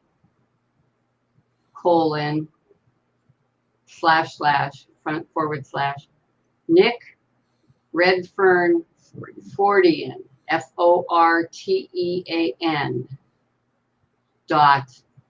.blogspot.com. That was a mouthful. Yeah, certainly was. The nice thing about I don't have to write that down because it's on video. Oh, okay, good. Okay. So I could go back and watch this. By the way, guys, if you're not aware of this will be on Twitter, Facebook, and YouTube to be until the sites decide to take them down. Oh, so we could tell people to search the Warren Paranormal, the site that we came to now. Right. I could send you a link. Okay. Afterwards, and then you can share it or however you want to do it. That's good because there were people that wanted, and not sure whether I don't think they signed in, but so they can look at something might have came up. That's what I like about this is it's broadcasting to all the 3 sites, and I don't have to download it to multiple places or whatnot. Nice. Just one shot, boom, here you go. I like I like the one take and. Dan, not far from me is a place they call a UFO capital, Dundee, Wisconsin. California and Florida are the 2 big. I don't know why, because it's always got nice weather, Now, Dan mentioned a name a few weeks ago that you guys had mentioned earlier, and for the life of me, I'm not recalling the name. Dan, if you remember, you brought up a famous person in the UFO field a few weeks ago. If you could think about it, drop his name. If you would be so kind, please. And if it's with you guys' permission, I didn't ask. Anchor is a podcast. What I'm starting to do, and probably with this show tonight as well, is I'm taking the audio off it and putting it on a podcast. Fine. That's okay. No you guys problem. don't have to do nothing different. This site is wonderful. It lets me strip the audio without the video, and it's just plop it over and done deal. I like easy, convenient, less tech, less better. Yeah, I think technology peaked with frozen pizza, but that's just me. Well, frozen pizza still beats Domino's pizza. I've got actually the statistics from May of 2021. In the United States, for instance, we had 751 reports to MUFON. In 21 or 20? In May of 2021. Just 1 month? Last month. Oh, wow. Yeah. And Canada was next, and United Kingdom. But it goes all the way down. So these are some of the countries you were saying, countries that had MUFON. Australia, India, Iran, South Korea, Sweden, Brazil, Slovakia, Poland, Denmark, Zimbabwe, Afghanistan. All these places have MUFON chapters. Wow. See, I didn't realize it was that widespread. Yeah. So, and last month in May, California had 81 sightings or reported. Florida had 57, Texas 44, Michigan 34, Washington 34, and Pennsylvania had 31. And then it goes down, like Nebraska had 2. When they got wide open skies, don't they? Yeah. Well, when we were growing up, when spring and summer would start and a UFO report would come in, and every once in a while you'd get one that would hit your local news and or the national news, but they would always say, well, it's the silly season again. Well, in reality, what it was that it got warmer and skies cleared and people were outside more. And of course they were outside and they were looking at the stars and the sun and whatever. And so, yeah, that's why the cases would spike in those climes where, it's clear all the time, basically. Dan, Wisconsin had 13 for 13. Dan. They had 13 last month. Now, one thing that amazes me, it's silly fireworks season going on around here. Oh, yeah, here too. But the thing that gets me is if this would be the 80s and the stuff would be coming out, it'd be national news and all over the place. People would be out watching the skies. And, nowadays they mention, the government's going to release information. And people are like, oh, okay. Yeah. Well, that's one of the things probably that maybe the powers that be who want to release this stuff are looking at, whether or not it's going to panic anybody or whether they're just going to go, it's hard to know when people that are running these government programs exactly what they're thinking. It's just right. Incredible. That, you just look at it and go, what are they talking about? What are they thinking? Now, I have a feeling that this is not true. What's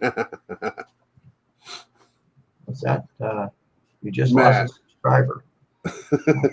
Because I brought up how much better frozen pizzas.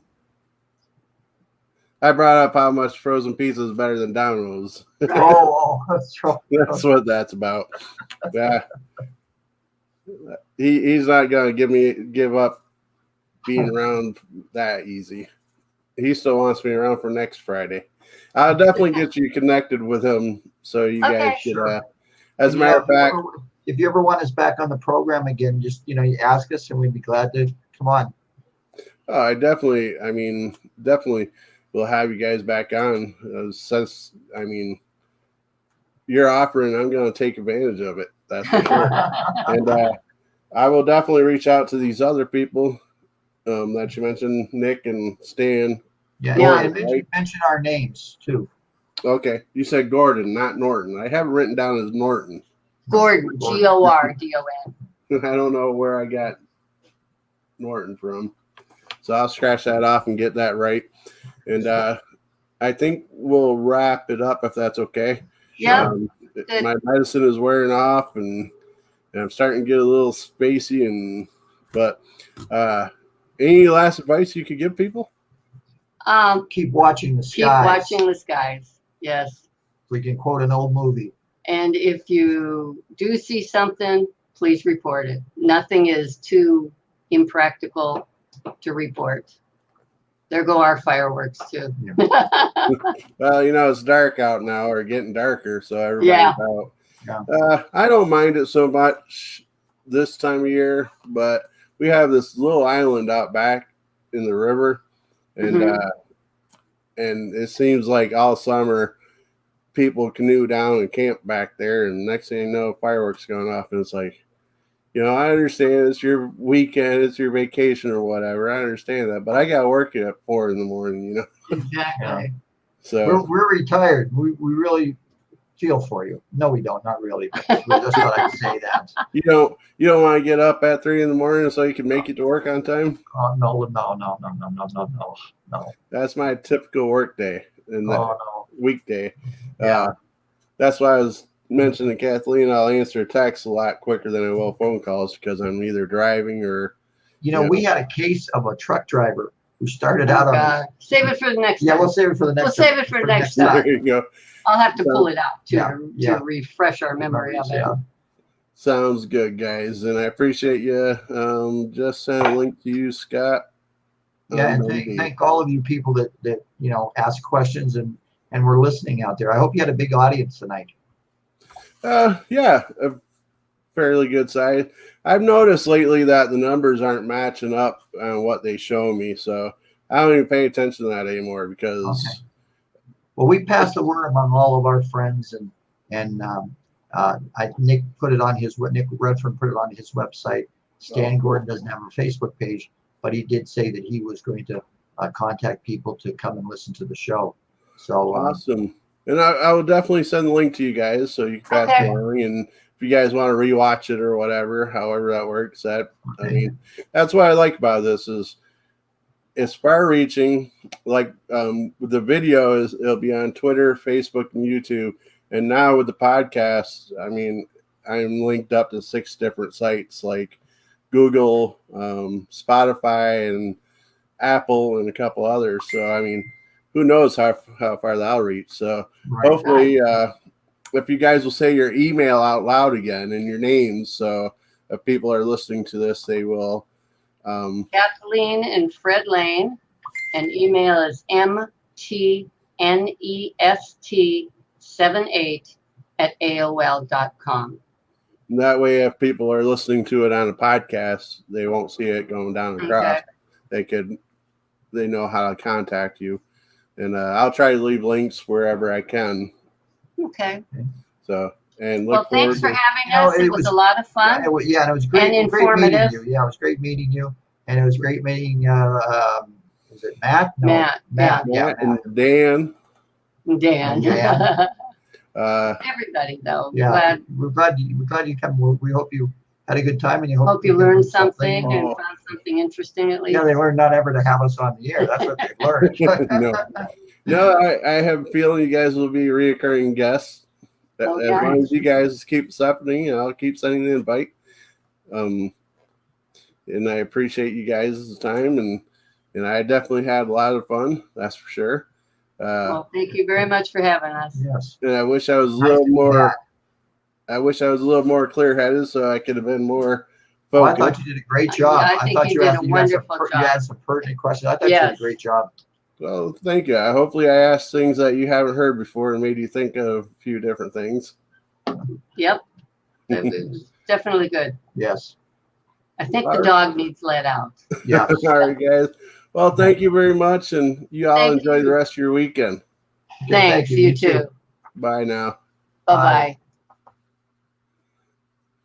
Well, that's it, guys. You heard it. Another fun Saturday night. This time a little different with the Mutual UFO Network, Fred and Kathleen.